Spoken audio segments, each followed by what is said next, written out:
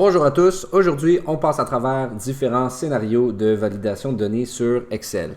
La validation de données dans le fond c'est une fonction sur Excel qui va te permettre de contrôler l'entrée de données dans une cellule ou une plage de cellules. Puis on peut aussi créer des messages soit d'erreur ou d'avertissement pour les autres usagers qui vont utiliser votre fichier Excel. Ou on peut aussi créer des menus déroulants.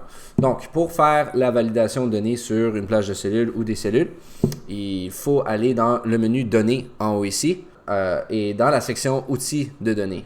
Le logo il va comporter un crochet vert et un cercle rouge avec une barre. Quand on rentre dans le menu de validation de données, on est dirigé sur la page Options. C'est ici qu'on peut appliquer le plus de restrictions aux cellules. Donc, admettons, on peut changer le type de données rentrées si je veux mettre une date à la place ici. Puis, à partir d'ici, ça va te laisser changer le type de scénario. Ça peut être les dates comprises entre telle date et telle date, non comprises entre telle date et telle date. Ça peut être égal à une date, différente, supérieure, inférieure, etc. Il y a beaucoup de possibilités ici. Puis, on peut aussi, admettons, on dit est égal à ou différente de.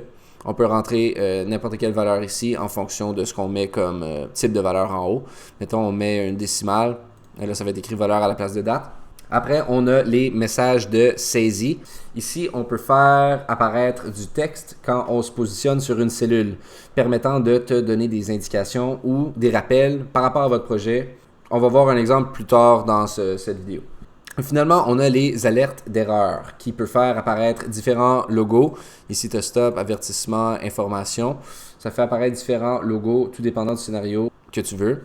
Et tu as même une section sur le côté pour expliquer pourquoi il y a une alerte. Donc maintenant, je vais vous montrer des exemples de validation de données sur le document que j'ai devant moi. Ici, on a fait une validation de données où toutes les valeurs qu'on rentre doivent être des nombres entiers et ça doit être des nombres positifs. Donc, si on rentre, admettons, 6.5, ça ne va pas nous permettre de rentrer cette donnée-là dans cette cellule-là. Même chose si on met une valeur plus petite que 0. Si je mets moins 8, on va encore avoir un message qui dit qu'on n'a pas le droit. Ça marche aussi avec des nombres décimaux. On met moins 6, ça devient un nombre décimal.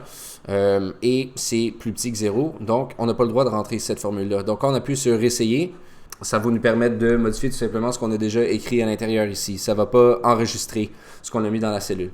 Donc ici, on a les listes. Les listes ici ont été faites à partir des données recueillies dans la colonne K ici. Page 1, 2, 3, 4, 5, 6. Donc si on ouvre le menu déroulant ici, on a tous les choix possibles et on peut choisir n'importe quelle page qui nous plaît. Donc je vais vous montrer rapidement comment faire une liste déroulante à partir du menu validation de données en haut ici. Donc là, je suis dans une cellule vide. Donc premièrement, je m'en vais dans Options ici. On va autoriser seulement Liste ici, dans ce menu déroulant-ci. Vous avez l'option de ignorer soit si les cellules sont vides. Puis on veut faire une liste déroulante dans la cellule. Ça veut dire que quand on va cliquer sur la cellule, il va y avoir une petite flèche à droite qui va te permettre de faire dérouler les options pour ce menu-là. Donc, dans la source ici, dans l'exemple que je viens juste de montrer, on a le choix de soit sélectionner des cellules qui sont déjà sur notre feuille de calcul. Fait quand on dit code 12 à code 17, on dit vraiment page 1, page 2, page 3, page 4, page 5, page 6. Mais également, on peut l'écrire à la main. Donc, je peux écrire page 1. Et pour séparer les choix, on le sépare avec une virgule. Mais tout dépendant de la version de Excel que vous avez, ça pourrait être un point virgule aussi. Donc, je peux écrire page 2, page 3, etc. OK, je vais faire ça ici pour l'instant. Donc, je vais rentrer ça ici, puis vous voyez, la flèche, elle vient juste d'apparaître dans cette cellule-là. Donc, quand on clique dessus, mais j'ai oublié de faire un espace entre page 2, en tout cas. Nos choix y apparaissent, puis on peut choisir comme on veut la donnée qu'on veut dans ce menu déroulant-là. Donc, ce qui en est des dates ici, on peut juste insérer des dates qui sont entre le 1er janvier et le 31 décembre 2010. Fait que si on rentre quelque chose, si on rentre, admettons, 2023 04 05, ben la valeur ne correspond pas aux restrictions. Parce que on a mis 13 ans de plus qu'on était censé, il fallait mettre des données dans l'année 2010. On peut aussi mettre une limite de caractères dans une cellule. Mettons, si ici j'en mettais comme ça ici.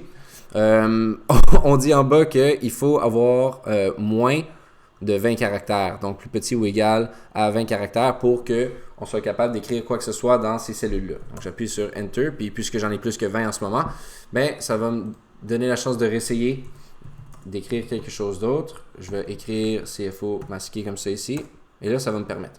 Les messages d'avertissement. Les messages d'avertissement, quand on sélectionne les cellules, regardez, ça apparaît tout de suite. Quand on sélectionne les cellules qui ont cette validation de données-là, mais dès qu'on la sélectionne, il va y avoir une petite fenêtre qui va s'ouvrir où est-ce que le titre va être en gras, puis tout le reste va se trouver juste en bas selon ce que tu as écrit dans les validations de données. Donc vous voyez, vous pouvez écrire n'importe quoi dans cette petite case ici. Ça pourrait être un rappel pour soit un coéquipier ou tout simplement des indications. Et la dernière chose que je veux voir avec vous, c'est le message d'erreur. Donc, admettons, ici, il faut avoir un nombre entier plus grand ou égal à 0. Si on met un nombre décimal négatif, mais là, il y a un message spécial que nous, on a rentré qui apparaît à la place de ce que Excel met par défaut. Le titre est en haut. Ici, c'est écrit « Erreur ». Puis le reste du texte se trouve à côté du logo que tu as encore une fois choisi selon ce que tu as mis dans validation de données en haut ici. Je vais aussi vous montrer ce que les deux autres messages affichent. Si je rentre ici, admettons « Allo » et j'appuie sur « Enter », mais là, cette fois-ci, on a le signe d'avertissement. Ça dit « Le CFO masqué déconseille l'usage de cette donnée ». Ça, c'est un message que j'ai écrit moi-même. C'est pas par défaut ce que Excel met. Là, ça te demande si tu veux continuer ou pas. Donc, ça te laisse le choix de rentrer ce que tu veux rentrer dans cette cellule-là, même si on le déconseille. Donc, tu peux soit dire non, soit dire oui, annuler, ou tu as même un message d'aide. Donc, admettons ici, j'écris oui. Alors, ça me laisse rentrer cette donnée-là. Ça va rester dans la cellule.